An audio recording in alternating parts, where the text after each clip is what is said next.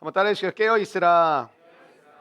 7차 특별 새벽 집회 오늘 마지막 날이고요. 또 스가랴서 이 마지막 메시지입니다. 여러분들이 오늘 이 메시지 통해서 하나님 앞에 나아갔으면 좋겠는데, 저는 우리 성도들이 좀 수준을 높이고 싶습니다. 그 로마서 이제 나눴었잖아요. 우리가 비전의 말씀이 나눴는데, 로마서도 구조가 중요하다 그랬죠. 1장부터 11장까지는 이 교리, 그리고 12장부터 16장까지가 실천, 이런 내용이었는데, 여기까지는 되게 많이 들으셨을 텐데 제가 강조했던 건 무엇이었죠? 3장 23절, 이게 의인은 없나니 하나도 없으며, 이렇게 말씀을 드렸잖아요. 그 구절을 중심으로 앞에 1장 1절부터 3장 22절까지 내용을 함축시킨 게 3장 23절, 의인은 없나니 하나도 없으며고요. 3장 24절부터 11장 마지막 36절까지 함축시키면 의인은 하나도 없나니 의인은 하나도 없다라는 그 표현이 나오는 것입니다. 그래서 여러분의 삶 가운데 이 스가랴서도 마찬가지인 거죠. 스가랴 선지자가 하룻밤 만에 몇 개의 환상을 봤냐면 8개의 환상을 봤습니다. 그게 1장부터 6장까지 나오는데, 스가랴의 전반부는 환상입니다. 1장부터 8장, 그리고 9장부터 14장까지는 예언에 대한 내용인데, 특별히 어떤 예언이냐면 메시아에 대한 예언, 예수님, 우리 가운데 이 땅에 오실 예수님에 대한 예언을 하고 있다라는 것이죠. 그래서 9장부터 14장을 보면 내가 지금 복음서를 읽고 있는 건지 뭐 스가랴서를 읽고 있는지 사실은 잘 알지 못할 정도로 굉장히 비슷한 이야기가 많이 나오고 있습니다. 이 메시아 예언에 대한 마지막 내용인데요. 여러분, 그 구약 성경에 2000가지 정도의 예언이 나온다고 말씀을 드렸잖아요. 예언하면 이제 여러분은 하나님의 약속이라고 받아들이시면 좋을 것 같아요. 하나님의 약속이 2000가지 정도 우리 가운데 선포되어지고 있는데, 그 하나님이 주신 2000가지의 약속이 다 이루어졌어요. 다 이루어지고 하나 남았다고 말씀을 드렸죠. 굳이 뽑자면 그 하나는 뭐냐면 예수님의 재림이라는 거예요. 그럼 생각해 보세요. 예를 들면 2000개가 좀 넘는데, 그냥 2000개라고 하면 1999개가 이루어졌는데 그 한 가지 안 이루어질까요? 그러니까 우리가 믿음의 확신을 가질 수밖에 없는 것은 하나님이 이미 증거로 나타내시고 드러내게 하셨다라는 거예요. 그러니까 이 땅도 보세요. 우리가 돈이 문제가 아니라니까요. 돈 없어도 사랑이 있으면 산다니까요. 서로 사랑이 넘치면, 이 세상이 사랑이 넘치고 따뜻하고 막 서로를 돌봐주고 하면 살맛이 나겠죠. 돈은 무지하게 많아졌는데 예전에 비하면 이게 막 사랑이 없다 보니까 잔인하고 막 냉정하고 막 서로 막 무시하고 조롱하고 뭐 틈만 나면 깔보고 이런 시대가 됐다 보니까 여러분에게는 육체적 스트레스도 물론 있겠지만 정신적 스트레스가 이만저만이 아닌 거예요. 이게 선진국일수록 복잡해지거든요. 예를 들면 우리가 선교 가는 지역은 먹고 사는 게 문제예요. 그러니까 그 사람들은 먹고 사는 것만 해결만 돼도 그냥 웃고 다녀요. 즐거워하고 행복해하고 다닌다고요. 왜 우리가 복잡해졌느냐? 우린 먹고 사는 게 어느 정도 해결이 됐거든요. 근데 이제 문화도 즐겨야 되고, 모두 해보고 싶고, 여행도 다녀야 되고, 모두 가져야 되고, 모두 뭐 옷도 뭐 한두 가지 있어서 되나요? 뭐 여러 가지 있어야 되고 하니까 너무 복잡한 거죠. 그러니까 그 모든 것을 내 컨트롤 아래 두려고 하니까 이것도 잘해야 되고, 이것도 감당을 해야 하고, 저것도 해야 되니까 되게 어려운 시대를 살고 있는 게 우리의 모습이거든요. 근데 그 모습을 한 단어로 모아보자면 복잡이에요. 복잡성. 너무 복잡한 시대가 된 거죠. 예수님 믿으면 우리 가운데 단순하게 하시거든요. 그러니까 우리의 삶 가운데 약속을 바라보며 살아가는 삶이고, 그 약속 외에는 다른 것 바라보지 않고 그 다른 것은 하나님을 바라볼 때 주님이 공급하시고 주님이 채우신다는 삶을 살아가는 거예요. 근데 이 말씀에 대해서 많은 성도들은 불신을 가지고 있어요. 제가 그거 압니다. 목사님 하나님 바라보고 진짜 교회 생활 열심히 하고 이렇게 살아왔는데 제 삶은 왜 이렇게 남는 것이 없죠? 방향이 잘못되었습니다. 하나님 믿는 것을 물질적 축복을 받는 것이라고 오해하며 살았습니다. 그러니까 하나님이 이미 여러분에게 주신 축복조차도 축복이라고 여기질 않고 받아들이지 않고 다 넘겨버렸습니다. 하나님 이런 거 말고 뭐 마음의 평안 그딴 거 말고 돈을 달라고요. 출세를 주시고 성공을 주시고 좋은 사업장을 허락해 주셔서 제가 좀 그렇게 할 수 있도록 판을 깔아달라, 이런 거거든요. 하나님이 우리 가운데 일하시는 법을 성경을 통해서 배우질 않으면 우리는 이미 자본주의에 쩔어 있다니까요. 돈에 이미 우리는 다스림을 엄청나게 받아 살아왔기 때문에 그거 잘 안 바뀌어요. 잘 안 달라진다니까요. 사람이 변하는 것 같지만 안 변하고 달라지는 것 같지만 안 달라지는 이유가 뭐냐면, 통치자가 바뀌지 않으면, 다스리는 자가 바뀌지 않으면 우리는 바뀌지 않습니다. 일시적으로 바뀌는 것처럼 보이나 우리를 다스리시는 하나님이 바뀌시지 않으면 안 바뀐다니까요. 그러니까 제가 우리 교회에서는 구원받았다라는 게, 다른 교회에서는 이렇게 영생을 강조하고 천국을 강조하지만 제가 늘 강조하는 게 뭐냐면 주인 싸움이다. 하나님이 주인이 되신 것이 여러분이 구원을 받은 것이고, 그 하나님의 다스림과 통치하심 속에서 하나님과 동행하는 것이 하나님이 우리 가운데 주신 하나님의 비전이고 꿈이다. 그걸 놓치시면 안 된다. 이걸 강조하는 이유가 구원받은 자가 다 구원은 받았어. 근데 살아가는 방식과 방법과 염려와 걱정과 두려움은 세상의 사람과 1도 다르지 않다라는 거예요. 다 똑같아요. 다 먹고 사는 문제거든요. 하나님이 제일 많이 강조하신 게 뭐냐? 먹고 사는 것 좀 제발 걱정 좀 그만해라. 근데 그걸 왜 그러냐면 우리가 이 세상을 살아가면서 결정해 놓은 수준이 있어요. 그거가 돼야 내가 복을 받았다고 생각하거든요. 제가 목회해 보니까 알겠더라고요. 그러니까 제 나이 또래에 제 주변에 있는 친구들이나 제 주변에 살아가는 세상의 사람들을 바라봤을 때 저는 루저 중에 루저고요. 가지지 못한 자 중에 가지 못한 자고 실패자 중에 실패자예요. 근데 왜 여러분 저한테 와서 상담을 받으세요?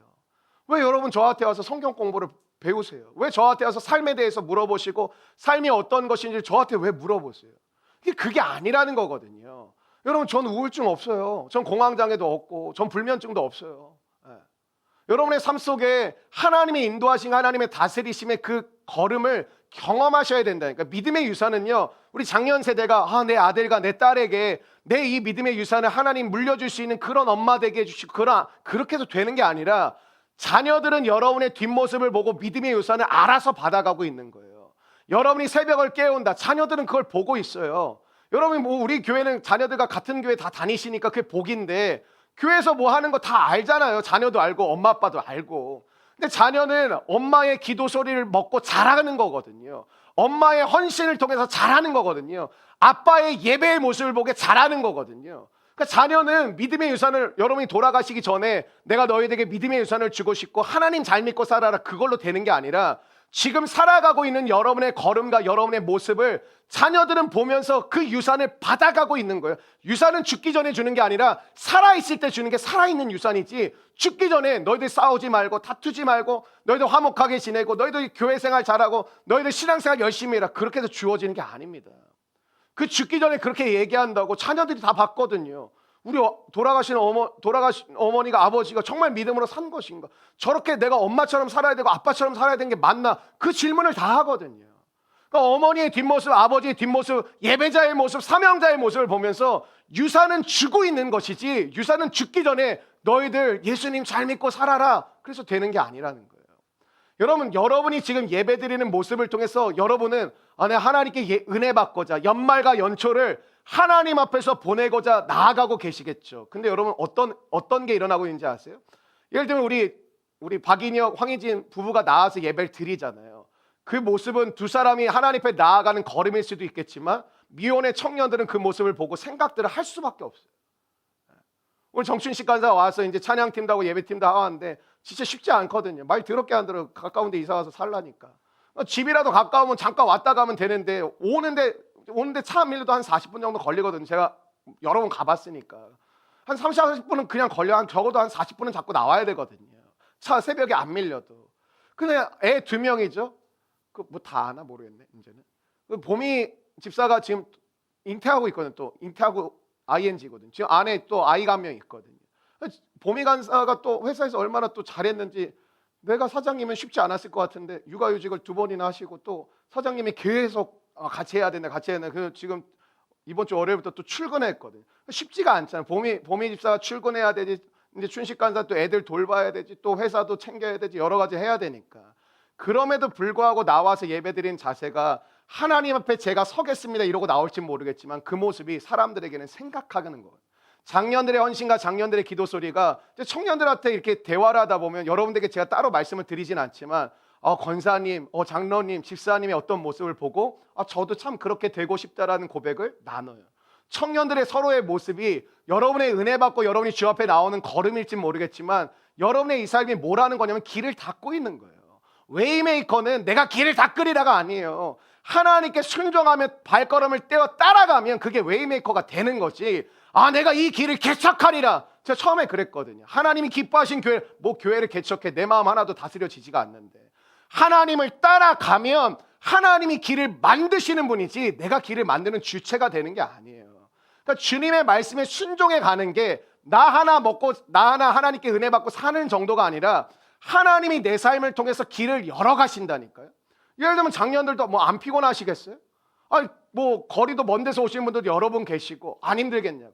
근데 오늘 그 걸음을 통해 내 자식뿐만 아니라 영적인 자녀들에게도 하나님의 은혜의 길을 닦는 놀라운 축복을 하시는 거예요. 그러니까 자꾸 우리는 어떤 생각을 갖고 있냐면 내가 뭐 대단한 일을 하고 또 뭐 청년들한테 멋진 모습을 보여주고 뭐 이렇게 가르치고 아니라니까요. 삶을 통해 여러분이 살아가는 걸음이 길을 열어가시는 하나님의 손길 가운데 공동체는 그래서 어떤 일들이 벌어지냐면 이 사람이 주를 순종하고 저 사람이 주를 순종하면 이 선순환이 계속 일어나는 거예요. 장년을 보고 배우고 젊은 부부를 보고 배우고 같은 청년을 보고 배우고 다음 세대를 보고 배우고 이게 계속 일어나는 교회가 뭐가 있을까요? 생명력이 넘치는 교회라는 거예요. 그게 생명력이 넘치는 교회는 설교가 좋고 찬양이 좋은 교회가 아니라 생명의 역사와 변화의 역사, 성장의 역사가 끊임없이 일어나는 선순환하는 공동체가 그게 생명력 있는 교회인데 장년 세대를 보면서 젊은 부부 세대를 보면서 청년 세대를 보면서 다음 세대를 보면서 그 믿음의 도전과 믿음의 성장과 믿음의 축복이 서로에게 흘러가는 은혜가 임하는 교회가 되어야 될 줄로 믿습니다. 그러니까 93년생들이 자기들끼리는 어떤 마음인지 모르겠죠. 어쨌든 뭐 십시일반 해가지고 간식을 섬겼어요. 근데 94년생 손 들어봐요. 없나 우리? 94년 한상이는 새 가족이니까 내가 봐주고 도전을 줄 수 있는 거거든요.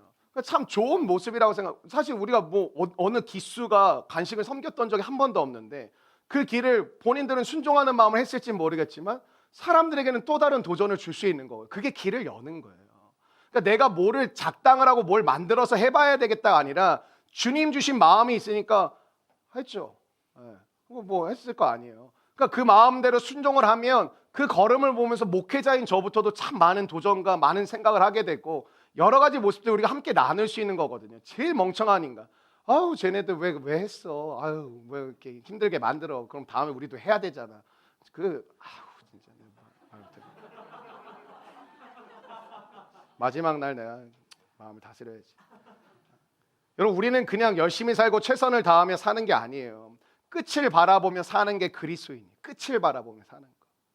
여러분 종말론이라는 건 무서운 단어가 아니라 축복의 단어예요. 주님이 다시 오시는 날 모든 죄와 사망의 전투가 이미 무너졌지만 온전케 되는 날을 우리 가운데 주시는 거거든요.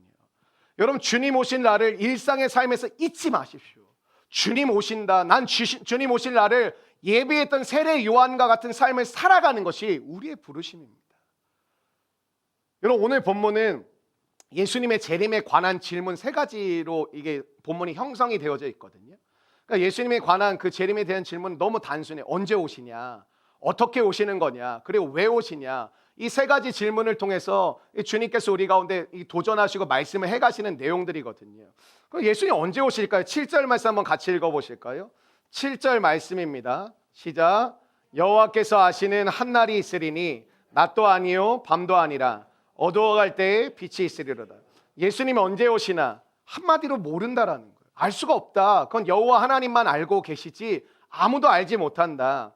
마태복음 24장 36절에 보면 그러나 그날과 그때는 아무도 모르나니 하늘의 천사들도 아들도 모르고 오직 아버지만 아시느니라. 여러분 이렇게 생각하시면 돼요. 누가 와서 예수님 2023년 1월 8일 9일 날 오신다. 8일 날 오신다. 이렇게 얘기하면 가짜죠. 여태까지 그랬거든요. 다미성교회가 1992년 10월 28일인가? 그래가지고 여러분 공중파에서 생중계했던 거 아세요? 이 사람들이 진짜 재림만 하나 안 하나 그거를 확인하려고 KBS, MBC에서 나와가지고 직접 촬영을 해서 여기 가까워요. 마포구 성산동에서 걔네 센터가 있어가지고 근데 그때 교주였던 이장님은 감옥에 이미 잡혀갔거든요. 왜냐하면 무슨 풍기물란죄가 아니라 배임죄로 갇혔는데 성도들한테 우리 이제 돈 다 필요 없다 그래서 그 당시에는 이게 복도식 아파트가 많았잖아요. 그 교회 신도 중에 한 명이 여의도의 아파트에 살았는데 복도식 아파트에서 자기가 가지고 있던 재산의 거의 모든 거는 교회 헌금을 하고 나머지 일부 있는 돈도 필요가 없다고 생각이 되니까 그걸 10,000원권으로 다 바꿔가지고 그 자기 집 복도에서 뿌린 거예요. 사람이 난리가 났죠. 하나님 축복을 주시네. 밑에는 축복을 받고 얘는 뭐 다 뿌리고. 그래 막 온 난리가 벌어진 거예요. 지금처럼 신천지처럼 걔네도 막 갖추라고 그랬었거든요. 막 애 잡으러 오겠다고 애가 얼굴 안 보여주니까 막 그 앞에 가족들, 친척들 진을 치고 있는데 들어가면서 아직도 기억나는 장면이 어떤 한 남자 청년이 그 부모가 야 와라 너 뭐 하는 거냐 그러는데 아주 의기양양한 표정으로 나는 오늘 예수님과 함께 재림할 거다. 빨리 회개하고 나와 함께 가야 된다. 그러고 걔가 들어갔어요. 12시까지 지지고 볶고 막 보혈 찬송하고 막 하고 난리가 생중계가 나는데 이제 카운트다운 10, 9, 8, 3, 2, 1 아무 일도 안 일어나죠. 당연히 이 사람들이 황당하고 굉장히 얼굴이 두려워지는 거예요. 그리고 밖으로 나오는데 이제 취재진이 신이 났죠. 어떻게 된 겁니까? 이거 왜 안 가셨습니까? 하늘로 가신다면서. 그랬더니 그 남자 청년이 또 찍혔는데 말해야 된다 그랬는데 그 아버지 야 이놈 새끼야 하고 그냥 얘가 그냥 순순히 끌려가더라. 그때 이장님 뭐 했냐? 감옥에서 주님의 재림을 기다렸나? 8시부터 자고 계셨대요. 간수가 나중에 증언을 했고, 이게 그 꼬리에 꼬리를 무는 이야기인가? 거기 나왔었어요. 나와가지고 그 당시 간수가 그럼 이장님 그 사람은 주님의 재림을 기다리며 감옥에서 어떤 걸 하고 있었습니까? 그랬더니 뭘 하긴 뭘 해요. 감옥에서 8시인가 9시부터 주무시고 자고 있었다고. 이 사람은 가짜인 거죠. 그럼 주님 오실 날을 왜 안 알려주실까요? 예를 들면 우리 삶이 너무 팍팍하잖아요. 예를 들면 2022년 뭐 6월 30일쯤 오신다 이렇게 믿는 사람한테만 살짝 얘기해 주시면 우리가 얼마나 좋겠어요. 6월 30일로 오신다고요? 그럼 뭐 욕을 먹어도 사랑하고 뭐 직장에서 뭐 해야 돼? 아이 당신은 사랑받게 태어나. 야 미쳤냐? 나 미쳤어요. 뭐 이렇게 하면 되잖아요. 근데 이거 왜 안 알려주실까? 부작용이 너무 많다라는 거예요. 이거는 이미 성경에 나와 있어요. 데살로니가 지역에 교회가 없었는데 사도 바울이 가가지고 이게 지금 그 배구 선수 중에 이재영, 이다영 문제를 일으킨 인간들이 지금 입단한 그 배구단이 테살로니키거든. 거기 데살로니가예요. 참 내가 그걸 보면서 왜 얘네는 일로 갔을까 이런 생각을 했는데 데살로니가에 이제 사도 바울이 복음을 3주밖에 전하지 못했습니다. 왜냐하면 핍박이 너무 심했어요. 핍박이 너무 심해가지고 꺼지라 그러고 너희들 막 뭐 죽인다 그러고 해가지고 3주 동안 복음을 전했는데 사도 바울의 마음에는 늘 불안한 마음이 있었어요. 왜냐하면 이 성도들을 만나보니까 너무 좋은 성도들인데 복음을 3주밖에 가르치지 못하니까 이 사람들이 정말 믿음의 씨앗이 자랄까? 이 핍박을 이겨낼 수 있을까? 그런 마음에 불안이 있었거든요. 에베소에서 3년, 고린도에서 1년 6개월을 가르쳤던 사도 바울의 입장에서는 이 데살로니가에서 3주밖에 이제 지내지 못하는 자신의 이 마음이 너무 안타깝고 너무 걱정이 되었던 거였어요. 근데 걱정과는 완전히 다르게 이 데살로니가 교회는 정말로 급성장한 교회 중에 하나였거든요. 왜냐하면 이들이 말씀을 받는 태도가 달랐어요. 말씀을 받는 자세가 완전히 달랐어요. 두 가지가 나오는데 그들은 이게 바울의 설교를 들을 때 사람의 말로 듣지 않고 하나님의 말씀으로 받음이라. 또 하나는 이들이 하나님의 말씀할 때 성령과 능력과 큰 확신으로 주님의 말씀을 마음에 새겼다라는 표현이 나옵니다. 그러니까 하나님의 말씀으로 받다 보니까 그들의 믿음이 자라가기 시작하는데 엄청나게 자라가. 지금도 답답한 분 계시죠? 내 믿음이 왜 멈췄을까? 아니 왜 내 믿음이 후퇴할까? 왜 믿음이 잘 자라다가 내가 왜 또 방황하고 내가 왜 또 흔들리고 있을까? 말씀을 듣는 자세가 어떠세요? 여기서 판가름이 나는 거거든요. 저희 교회는 거의 95% 정도는 자진 않아요. 뭐 딴 생각을 하는지 내가 모르겠는데 자진 않아요. 5%가 돌아가면서 계속 졸고 있지. 이게 95% 정도는 말씀을 잘 듣거든요. 근데 여러분 말씀을 듣는 여러분의 마음의 태도와 자세에 달려 있어요, 사실은. 하나님의 말씀을 어떻게 듣느냐 이게 되게 중요한데 이 사람들이 너무 순수하게 하나님의 말씀을 받다 보니까 이런 말씀을 들었던 거예요. 주님이 곧 오신다. 마가복음에 계속 강조하는 게 그거. 곧 오신다. 곧 역사하신다. 그러니까 이걸 문자적으로 해석을 하고 사도 바울이 없으니까 이거 해석을 못 해주니까 그냥 문자적으로 곧 오신단다. 주님 곧 오신단다. 그럼 오늘 우리가 직장 갈 필요가 뭐가 있냐 이런 거예요. 여러분이 마찬가지 이런 거죠. 내가 주의 영광을 위해 살고 싶다 그러면서 직장 때려치고 선교사 가겠습니다. 직장 때려치고 맨날 교회 와서 목사님 도와드릴게요. 노 땡큐. 오지 마세요. 제발 오지 마. 우리의 삶 가운데 하나님의 은혜는 죄악의 한복판에서 하나님의 영광이 임함으로 하나님이 죄를 사해 주시고 죄를 뽑아 주시고 하나님의 의로움이 임하는 게 하나님의 영광이거든요. 근데 우리가 은혜 받으면 어떻게 하고 싶냐면 믿는 사람들끼리 모여서 함께 교제하고 즐거이 나아가고 싶은 마음이 훨씬 더 커요. 여러분 안 믿는 사람 만나는 것보다는 그래도 이렇게 교회에 와서 믿는 사람 만나는 게 편하거든요. 예를 들면 여러분이 부장님한테 가가지고 부장님 이거 하고는 재수가 없잖아요. 그거 되지도 않고. 근데 교회 오면 그래도 뭐 집사님, 권사님 이게 되잖아요. 왜냐하면 그 상태가 다르기 때문에 그렇거든요. 집사님 우리 교회 부장님이면 좋겠다. 그런 일은 없어요. 꿈도 꾸지 마세요. 하나님이 여러분에게 사울과 같은 사람을 다 붙여놓으세요. 직장에 붙여놓던 가정에 다 붙여놓으세요. 왜? 여러분의 믿음이 성장하게 만드는. 왜? 긴장감을 잃어버리지 않게 해요. 긴장감을 잃어버리지 않게. 물론 하나님 좀 과하실 때가 있어요. 한 10년 동안 계속 긴장하게 하시고 20년 동안 하실 때도 있는데, 하나님께서 여러분의 삶 가운데 그런 일들, 그러니까 얘네들이 뭘 하냐면 계속 맨날 회당에 와가지고 성경 보고 기도하고 서로 교제하고 이것만 하는 거예요. 일터 다 때려쳤어요. 그 사도 바울이 급진적으로 무슨 말을 하느냐, 누구든지 일하기 싫어하거든 먹지도 말게 하라. 일하기 싫으면 먹지도 마. 되게 서운했을 것 같아요. 우리 하나님의 영광을 위해서 교회 오고 맨날 예배 드리고 집회하고 성경 보고 기도하는데 어떻게 우리한테 그럴 수가 있어? 너 사도 바울 미워 막 이랬을 것 같지 않으세요? 네, 저만 그런 것 같은데 막 그런 마음이 들었겠죠. 근데 사도 바울이 명확하게 하깁니다. 너희들 일하기 싫거든 먹지도 마. 하나님은 여러분의 삶 가운데 하나님을 만났는데 패배주의에 계속 쩔어가지고 아무것도 못하고 일하기는 싫고 풍성하게 살기는 원하고 그런 거 전혀 하나님의 방법 아닙니다. 하나님 앞에서 우리 삶의 자세가 뭐가 필요하냐면, 주님은 오시는데 언제 오실지 모르잖아요. 언제 오실지 모르는 주님 앞에 오늘 우리의 일상, 오늘도 주님 앞에 살아갈 때에 하나님이 오신다라는 그 마음의 태도와 믿음의 자세를 가지고 살아갈 때 어떻게 되겠어요? 사실은 오래 오실 수도 있거든요. 또 나가가지고 우리 목사님 그런데 오래 오신대 주님 이러면 우리 다 이단됩니다. 큰일 납니다. 근데 오래 오셔도 이상하지 않은 지금 삶의 상황이 드러나고 있잖아요. 그러니까 여러분의 삶 가운데 주님 언제 오실지 모르지만 주님이 오신다는 반드시 이루어지거든요. 그러니까 주님 뭐라 하는 게, 우리 가운데 주신 은혜예요. 늘 깨어 있을 수밖에 없어요. 깨어 있다가 슬기로운 다섯처녀는, 최슬기 말고 슬기로운 다섯처녀는, 최슬기도 있는데 다 이름이 슬기였을지도 몰라요. 이슬기, 박슬기, 최슬기. 네. 그 슬기로운 다섯처녀는 기름을 넉넉히 준비했죠. 근데 미련한 다섯처녀는 기름을 조금만 준비했어요. 적당한 믿음을 조심해야 된다니까요. 안 준비하진 않았어요. 주님이 오실 길을 예비하기도 했어요.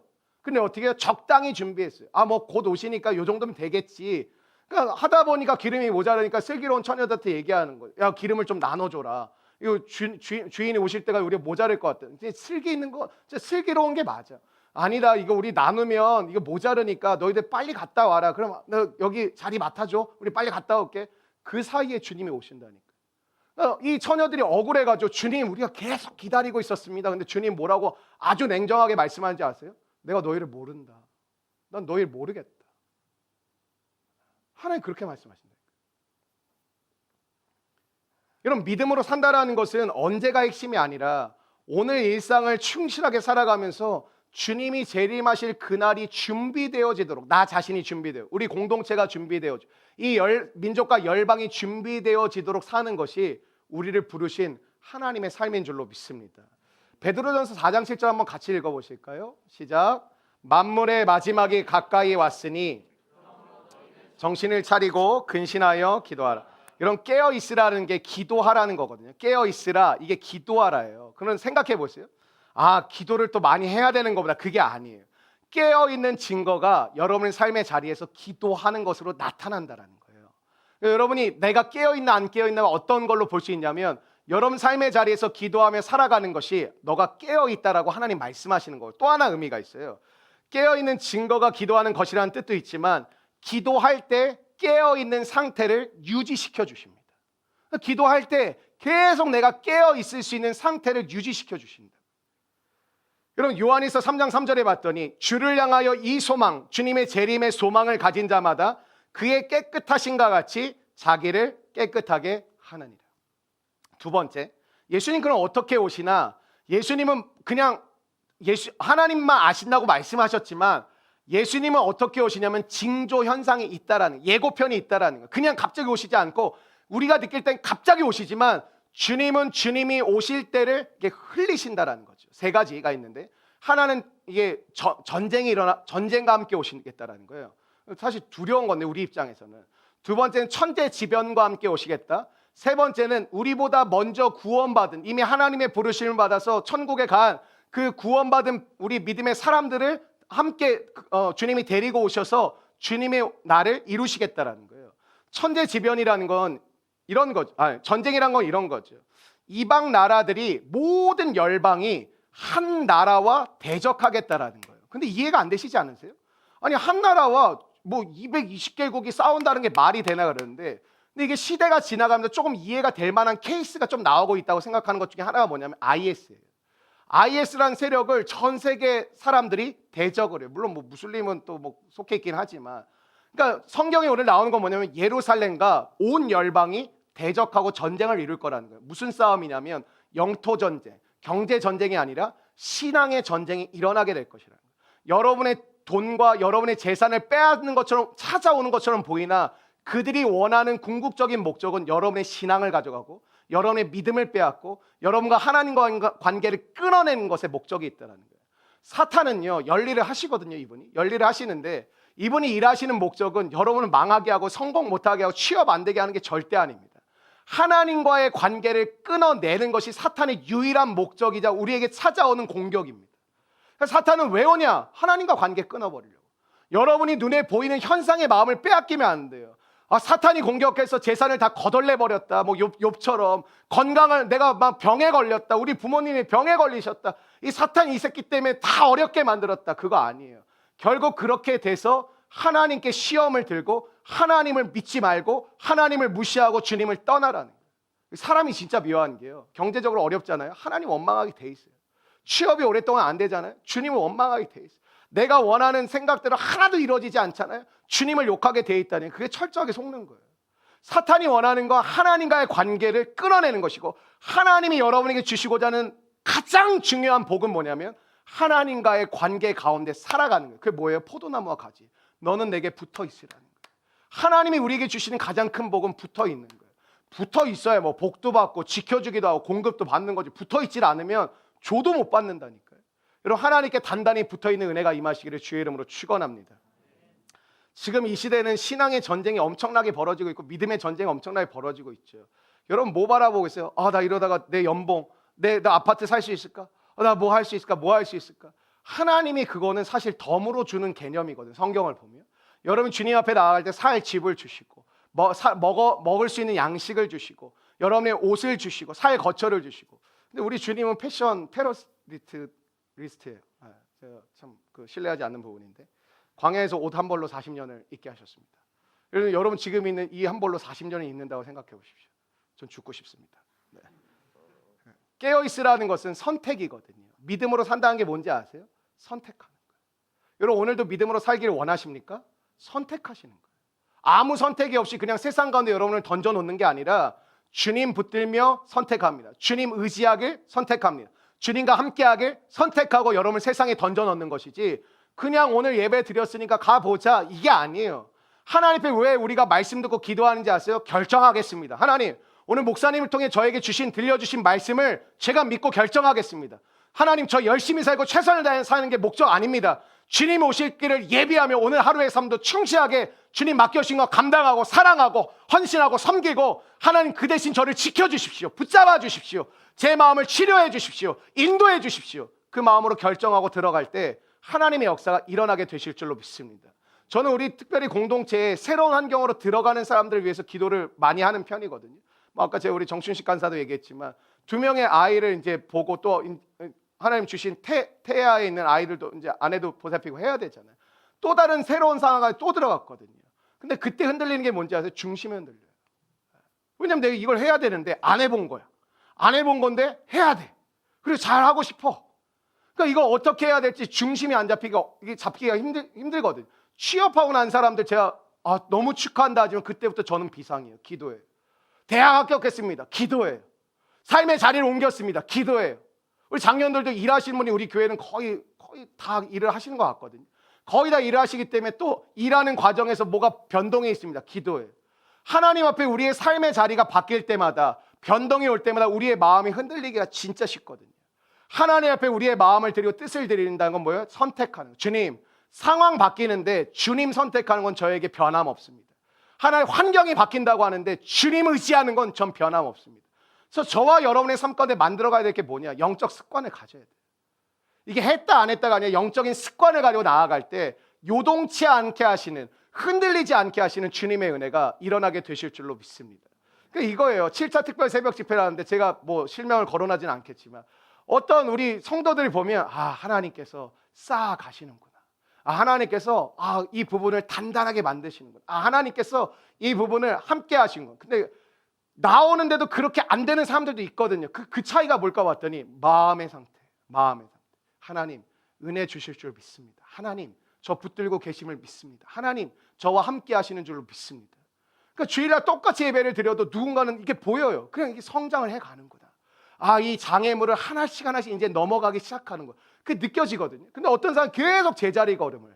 왜 그러나 봤더니 삶의 자리에서 주님 앞에 나오는 마음의 태도가 다르더라고요. 주님 말씀하십시오. 제가 듣기를 원합니다. 주님 저를 인도하십시오. 제가 담대하게 발을 떼기를 원합니다. 주님 홍해로 인도하셨습니까? 하나님 내 눈에는 보이지 않는 길이지만 하나님이 보이지 않는 길을 주님 앞에 내가 서 있을 때 보이게 하실 줄로 믿습니다. 그런 은혜를 바라보며 나아가는 선택을 하시는 게 필요하다는 겁니다. 두 번째는요, 이게 간단히 넘어가면 되는데 천재지변인데, 여러분 기후변화 우리는 사실 실감나게 느끼진 못해요. 우린 미세먼지 정도를 느끼지만 전 세계로 놓고 보면 무지하게 심각한 상황에 있습니다. 사람은 진짜 멍청한 게 미리 준비하는 법이 별로 없습니다. 우리나라 선조들이 좋은 이 사자성어를 유비무환해라. 일이 닥치고 나서 외양간에 소가 떠나고 나서 외양간 고치지 좀 말고 미리 준비하고 미리 대비하는 삶을 살라고 이렇게 우리 가운데 지혜도 줬는데, 인간은요 피부로 느껴져야만 그제서야 뭔가를 합니다. 그러니까 기후변화도 지금 탄소 배출권부터 시작해서 전기차 이제 내연차 다 이제 폐지하고 2030년부터는 전기차 해야 된다, 해야 된다 이제 얘기하는데, 지금 어느 정도로 망가졌냐면 망가질 대로 망가졌다라는 거예요. 남극과 북극의 얼음 다 녹은 지가 이미 50년 전부터 환경학자들은 이거 조심해야 된다, 지켜야 된다, 일회용품 금해야 된다, 이거 정말 아껴야 된다, 후손에게 별 캠페인 해봤자 소용이 없어. 왜? 내가 살아가는데 문제 없으면 상관없고 내가 살아가는데 편하면 장땡이지 어쩌라고. 내가 이게 편하고 내가 이거 좋은데. 그럼 기후변화는요 이미 절벽에 와 있다고 환경학자들이 이미 얘기하고 있어요. 진짜 위험한 시대. 그러니까 지금 사람들이 뭐 하는 거야? 사람의 능력으로 뭔가를 해야 되니까 달에 자꾸 가는 거예요. 우주를 자꾸 탐사하는 거예요. 지구와 같은 행성이 또 있지 않을까? 우리가 거주해서 영원히 살 수 있는 곳을 만들자, 그거 아니에요. 해양 도시를 만들겠다, 우주에서 도시를 차리겠다, 그 영화 같은 일들을 계속 하려고 하는 이유가 뭐예요? 영원하게 삶을 살아가려면 우리가 뭔가를 만들어야 되는데 지구가 너무 아프고 너무 힘드니까 뭔가를 개발해야 되지 않나, 그거 하고 있는 거잖아요. 왜 생명공학이 왜 이렇게 유행인지 아세요? 물론 우리나라에서는 생명공학 나온 애들이 의전대학원 가가지고 의사 되는 게 꿈이지만 외국에는 그렇지 않은 사람 진짜 많거든요. 순수 자연과학을 물론 연구하는 생태계가 또 다르기도 하긴 하지만 또 그들을 대우해 주기도 하지만 그거 통해서 뭘 만드냐면 자꾸 뭔가를 만드는 거예요. 하나님 역할을 자꾸 하려고 하는 거거든요. 백날 해봐라. 주님이 오시면 끝나는 거죠. 그러니까 우리의 삶 가운데 하나님 앞에 나아가는 믿음의 걸음이 뭐가 필요하냐면 하나님이 주신 거를 잘 사용하는 것도 필요하고요, 주님이 오실 것을 준비하는 것도 필요합니다. 세 번째는요, 이 거룩한 성도들과 함께, 저는 이게 너무 신나는 장면인데, 여러분 돌아가신 분들 중에 여러분 보고 싶은 분들 있잖아요. 근데 그분이 주님과 함께 마지막 날 나에게 오신다라는 거예요. 나보다 먼저 돌아가신 하나님 믿었던 나의 할아버지 할머니, 나의 부모님, 나의 친구, 나보다 너무 아까운 친구들, 그 친구들이 예수 믿고 삶을 마감했던 친구들이 주님이 이 땅에 재림하시는 그날 거룩한 성도들의 무리와 함께 주님이 오시겠다. 저는 그걸 상상할 때가 진짜 많거든요. 무슨 표정으로 올까? 이런 표정 아니겠습니까? 야, 너 진짜 잘했다. 야, 너 진짜 끝까지 잘 버텼다. 너 진짜 끝까지 잘 견뎠다. 내가 너 그렇게 견디는 모습을 보면서 너무너무 즐겁다. 너무너무 자랑스럽다. 너 너무너무 잘했다. 그러면서 하나님이 거룩한 성도들과 함께 오는데 하나님을 만나는 즐거움도 있겠지만 나보다 먼저 하나님의 부르심을 받은 나의 가족, 나의 친척, 나의 조부, 나의 부모님, 나의 친구들을 예수님과 함께 다시 오시는 그날 우리는 그들과 다시 회우하게 되고 만나게 되고 그들과 함께 다시 마주하게 된다는 거죠. 여러분 전도하십시오. 전도하십시오. 세상 끝날까지 함께 할 수 있는 사람을 세워가십시오. 복음을 증거하십시오. 하나님의 은혜를 구하십시오. 우리 모두가 그런 은혜를 누리시기를 주의 이름으로 축원합니다. 예수님이 어떻게 오시나? 전쟁과 함께, 천재지변과 함께, 거룩한 성도들과 함께 오시는데, 그래서 성경에서 강조하는 게 뭐죠? 끝까지 견디는 자는 구원을 얻으리라. 그 무슨 뜻이냐면 이런 뜻이에요. 쉽지 않아. 쉽지 않아. 쉽지 않을 거야. 마지막 때 진짜 쉽지 않을 거야. 그러나 끝까지 나를 의지하고 믿는 자에게, 끝까지 견디는 자는 구원을 얻으리라. 우리 믿음의 공동체가 사역 많이 하고 선교 많이 하면 무슨 소용이 있어요? 구원 못 받으면. 봉사 많이 하고 뜨겁고 막 열정도 있고 뭐합니까? 구원 못 받으면. 여러분, 우리의 모든 초점은 첫 번째 구원을 향해 있어야 돼요. 두 번째, 우리의 모든 초점은 사명을 향해 있어야 돼요. 우리 교회가 예배자와 사명자를 강조하는 게, 여러분을 뭐 공장에서 이게 찍어내듯이 넌 예배자, 넌 사명자 이거 하려는 게 아니라, 하나님의 첫 번째 부르심은 구원을 받으면 예배자로 서는 거거든요. 예배자로 서다 보면 하나님의 사명자로 우리를 또 부르시거든요. 그 삶을 살아가다가 주님 오실 날을 예배하고 준비하는 것이 우리의 인생의 목적인 줄로 믿습니다. 예수님 왜 오시냐? 이 마지막 이제 우리의 고백인데, 예수님 왜 오시는 거냐? 9절 말씀 한번 읽어보실까요? 9절 말씀입니다. 시작. 여호와께서 천하의 왕이 되시리니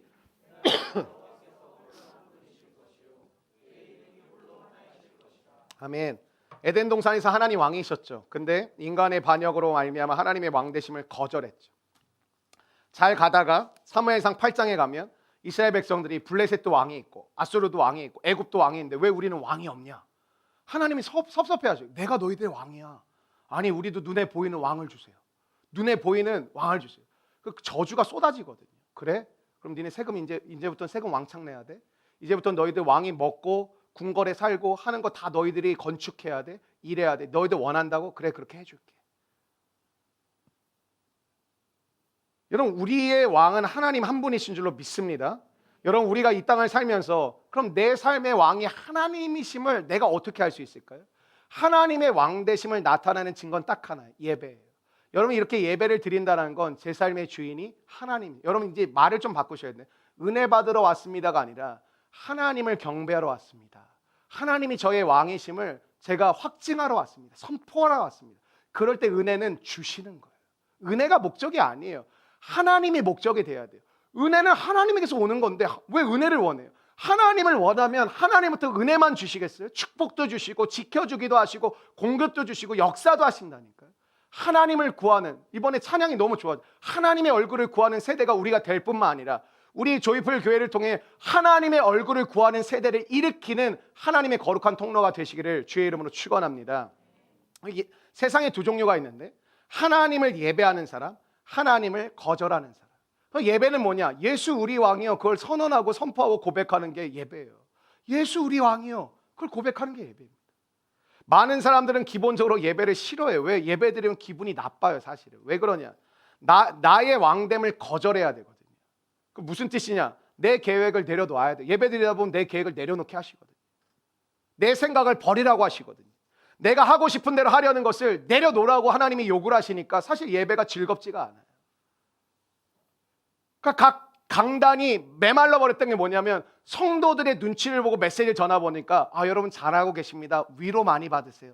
여러분 한 주간 동안 너무 수고 많이 하셨는데 격려 많이 받으시고 하나님 여러분 사랑하고 계십니다. 하나님이 여러분에게 축복을 주기를 원하십니다. 한 주간 여러분 화이팅 하시고 최선을 다해 사십시오 하고 돌려보내죠. 나가면 다 픽픽 쓰러져. 대표 기도만 들어봐도 한 주간 죄 가운데 살던 우리를 물론 죄 가운데 살죠. 하나님 승리했습니다. 이번 한 주 하나님 골리앗을 물리쳤습니다. 이번 한 주 불구덩이에 들어갔는데 하나님 저를 지켜주셨습니다. 사자굴에 들어갔지만 하나님이 그곳에도 계셨습니다. 여러분, 이런 고백도 있어야 되는 거 아니겠습니까?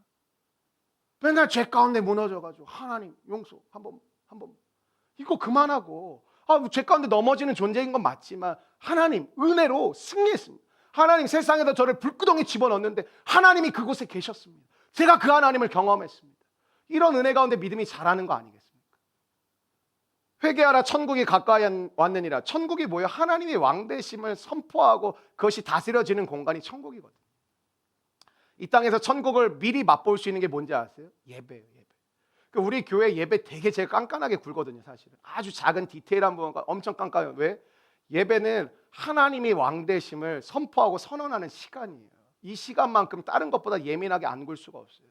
모든 성도들이 하나님, 예수 우리 왕, 예수 나의 왕이십니다. 이거 고백할 때 천국을 미리 맛보는 것이 예배거든요. 두 번째는요, 이거 하고 마무리하면 마태복음 24장과 25장은 종말장이라는 별명이 붙어 있는데, 마태복음 24장부터 그래서 말세의 특징이 무엇인지가 나오고 있습니다. 마태복음 25장 특별히 31절부터 마지막 절까지 긴 이야기가 하나 나오는데, 어떤 이야기가 나오냐면 거기 보니까 한마디로 얘기하면 보잘것없는 사람들에 대해서 예수님이 이야기를 하십니다. 어떤 보잘것없는 사람이 구체적으로 6가지 모습을 가진 자를, 보잘것없는 모양을 가진 사람들을 주님은 나열을 하시는데, 첫 번째 배고픈 사람, 두 번째 목마른 사람, 세 번째 나그네 단 사람, 네 번째 헐벗은 사람, 다섯 번째 병든 사람, 여섯 번째 감옥에 갇힌 사람을 이야기합니다. 근데 주님이 강조하신 건 뭐냐면 이런 사람들을 돌보는 사람들이 있더라, 이걸 강조하시더라고요. 이런 사람들을 돌봐주는 사람들이 있더라. 어떨 때 고마움을 느끼죠? 여러분이 연약하고 부족한데 누군가 여러분을 돌봐줄 때 고마움을 느낄 수 있는 거죠. 여러분, 예수님이 재림하시기 전에 이 땅에서 예수님을 미리 만날 수 있을까요? 없을까요? 있습니다. 주님 만날 수 있습니다. 미리 만날 수 있습니다. 그게 뭐냐면 어떤 형태로 주님이 우리 가운데 나타나냐면 보잘것없는 형태로 우리 가운데 주님이 찾아오십니다. 여기 나오는 이게 지극히 작은 자라는 표현이 나오는데, 이게 헬라어로 엘라키스토스라는 단어를 쓰는데 작다라는 뜻이에요. 뭐가 작냐? 양이 작다, 크기가 작다, 중요도가 작다, 지위가 작다. 한마디로 보잘것없는 사람을 말하는 거예요. 장차 예수님이 오실 것인데 그 예수님을 미리 만나는 2가지 방법은 예배를 통해서 만날 수 있고, 우리 주변에 깔려있는 보잘것없는 사람들을 예수님의 마음으로 대우할 때 우리는 주님을 만날 수 있습니다. 보잘것없는 사람이 곧 예수님이라고 주님은 말씀하십니다. 그걸 어떻게 하냐? 그 31절 이하에 이런 말씀이 나오고, 예수님 말씀하세요. 내가 줄일 때에 너희가 먹을 것을 주었고, 내가 목마를 때에 너희가 마시게 하였고, 내가 나그네 되었을 때에 너희가 영접해 주었고, 헐벗었을 때에 옷을 입혀 주었고, 병들었을 때에 돌보아 주었고, 옥에 갇혔을 때에 와서 보았느니라. 그랬더니 의인들이 이렇게 얘기해요. 제가 언제요? 전 예수님께 드린 적 없는데요, 바친 적 없는데요, 제가 예수님 이렇게 옷 입혀 드린 적 없는데요. 뭐라 그래요? 너희가 여기 있는 내 형제 중 지극히 작은 자 하나에게 한 것이 곧 나에게 한 것이라. 곧 나에게 한 것이라. 예수님이 왼편에 있는 자들에게 이렇게 또 얘기하십니다. 너희는 내가 목마를 때 마실 거 안 줬다. 내가 배고플 때 너희들은 나를 무시했지. 내가 헐벗었을 때 너희들은 나를 외면하고 지나갔어. 이 사람들도 얘기해요. 제가 언제 예수님께 먹을 거 안 드렸습니까? 저 예수님 마주 앉아 먹었고, 제가 예수님께 목마른 거 언제 안 도와드렸습니까? 언제 했습니까? 제가 언제 그렇게 했습니까? 그렇게 얘기하는 거예요. 뭐라고요? 너희들이 여기 내 형제 중 지극히 작은 자 하나에게 안 한 것이 나에게 하지 않은 것이라. 우리 교회가 가지고 있는 엄청난 강점이 뭔지 아세요? 작은 자들에 대한 관심들이 있어요. 제가 그게 우리 교회 하나님 주신 놀라운 축복이라고 생각해요. 어떻게 보면 아파하는 자들을 보내주세요. 힘들어하는 영혼들을 보내주세요. 도움이 필요한 사람들을 보내주세요. 왜 그럴까요? 하나님 여러분 안에 예수님의 마음을 주셨어요. 그리고 여러분들은 그들을 잘 무시하지 않더라고요. 여러분 그들을 잘 외면하지 않으시더라고요. 여러분은 그들을 왕따시키지 않으시더라고요. 하나님 우리 공동체 주신 주님의 임재가 가득하다는 건 전 무엇을 또 하나 느끼냐? 여러분이 배고프고 목마르고 헐벗고 나그네 되고 감옥에 갇히고 힘들어하는 영혼들을 외면하고 무시하는 것이 아니라 작은 자 그들을 감싸주시더라고요. 여러분, 우리는 관계를 할 때 솔직히 얘기해 보면 영향력 있는 사람, 또 나에게 성공에 도움을 줄 수 있는 사람과 관계하는 걸 되게 좋아합니다. 여러분, 예를 들어 볼까요? 사업을 하는 분들이 되게 작은 자에게 접대해 줍니까? 나한테 도움이 될 사람한테 접대를 해주지. 가격이 차이가 나는 거거든요. 여기는 국밥, 여기는 삼겹살, 여기는 소고기, 여기는 호텔. 나눌 수 있는 게 뭐예요? 나한테 도움이 될 만한 입장으로 이게 바뀌는 거거든요. 그럴 수밖에 없어요, 사람이. 이게 왜? 나한테 유익을 주니까. 근데 성경은 뭐라고 얘기하냐면, 한번 따라해 주세요. 거룩한 낭비. 거룩한 낭비를 하라는 거예요. 연약한 자 너한테 도움 안 돼. 배고픈 사람 너한테 뭘 도움을 주겠니? 헐벗은 사람이 무슨 너의 직장에, 너의 성공에, 너의 사업에 무슨 도움을 줄 수 있겠어? 너 나그네 된 사람 너에게 큰 힘이 되겠니? 근데 뭐예요? 너 나에게 한 거야. 내가 너에게 축복해 줄게. 내가 너의 도움이 되어 줄게. 내가 너에게 공급자가 될게. 내가 너를 지켜 줄게. 그게 훨씬 나은 거 아닙니까? 사람은 비유 맞추고 뭐해도 배신 때리기가 일수인데, 주님을 위해 살 때 하나님의 은혜가 여러분의 삶 가운데 충만하실 것을 믿습니다. 오늘 마지막 메시지는 마치 복음서와 같죠. 주님의 재림을 기다리라, 준비하라는 거예요. 어떻게? 주님을 예배하며 준비하고 기다리라는 거예요. 또 어떻게? 내 형제 중 지극히 작은 자 하나를 돌보고 마시게 하고 옷 입히고 환난을 당하면 찾아가서 만나서 신방하고, 이거 하라는 거예요. 그 2개의 필요가 있어요. 공동체는요, 첫 번째, 앞에 주님을 따라가는 사람을 양육해야 될 책임이 먼저 있어요. 우리는 착각하는데 작은 자를 먼저 챙기는 게 아니에요. 하나님 앞에 먼저 달려가는 사람을 양육하고 훈련시켜줘야 돼. 왜? 그들이 이들을 담아낼 수 있는 그릇이 되거든요. 공동체가 착각하는 게 좋은 교회를 연약한 사람에게 먼저 집중하는, 그렇지 않아요. 누가 다 감당할 건데? 누가 다 책임질 건데? 공동체는 반드시 안타깝지만 딱딱 나눠져 있거든요. 우리 교회는 감사하게도 그래도 앞에 제가 봤을 때 한 30%, 40% 정도의 지체들이, 성도들이 있다고 생각해요. 그들에게 먼저 쏟아내야 돼요. 성경 공부 시키고 하나님의 은혜를 나누고 함께 모여서 기도하고 나가요. 우리 간사들만 드리는 집회가 1년에 한두 번 정도 있어요. 주일날 예배 끝나고 이 공간에서, 물론 우리가 나중엔 좀 초대도 했지만 이 공간에서 우리 간사들과 함께 기도회 할 때가 있어요. 왜 하느냐? 여러분이 살아야 살릴 거 아니에요. 여러분들이 서 있어야 세울 거 아니에요. 그릇이 되어야 담아낼 거 아니에요. 여러분이 그릇인데 다 갖다 뱉어내. 어떻게 살리고 어떻게 세우겠어요?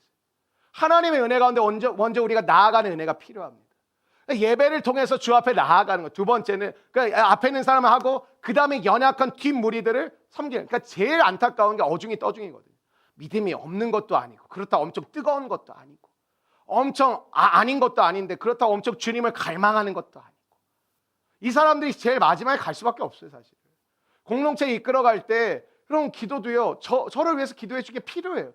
제가 자빠져봐요. 다 자빠지는 거예요. 사실은 제가 대단해서가 아니라 하나님이 저를 세우신 위치 때문에 그런 거예요. 제가 여러분의 낫기 때문에 이게 아니에요. 똑같은데 하나님이 저에게 주신 역할은 말씀의 통로고 축복의 통로, 기도의 통로다 보니까 그 역할 때문에 여러분이 목회자를 위해서 기도해 달라고 얘기를 하는 거고 그것이 곧 자기를 위해서 기도하는 것이다라고 생각하시면 된다고 얘기를 하는 거예요. 그리고 우리 공동체 연약한 지체들을 찾아가셔야 돼요. 시간을 보내셔야 돼요. 함께 식사를 나누셔야 돼요. 근데 여러분 사람이요. 나랑 대화가 잘 통하고 코드가 잘 맞고 만나면 그냥 얼굴만 봐도 재밌고 즐거워. 그런 사람 만나고 싶지. 가면 에너지를 쏟아내야 되고 뭔가 돌봐줘야 되고 힘을 써줘야 되고 힘들거든요 사실. 근데 그게 누구를 향해 하는 거라고요? 주를 위한 거라고요. 그리고 이 땅에 주님은 곳곳에 이미 와 계십니다. 오늘 지하철 타고 버스 타고 자가용을 운전해서 가면서 여러분 예수님을 발견하는 그 옛날에 그거 아세요? 윌리를 찾아라. 세대가 같네요. 그래도 다 웃는 거 보니까. 그 윌리랑 비스무리한 인간들이 많은데 그 윌리를 찾는 거죠. 여러분 예수님이 곳곳에 보물찾기처럼 숨어 계십니다. 예수님 찾는 재미로 사십시오. 직장에 가서도 예수님 찾는 재미로 사십시오. 사업장에 가서 예수님 찾는 재미로 사십시오. 주의 영광을 위해 사시되 거룩한 낭비할 줄 아는 주님의 담대한 사람들 되시기를 주의 이름으로 축원합니다.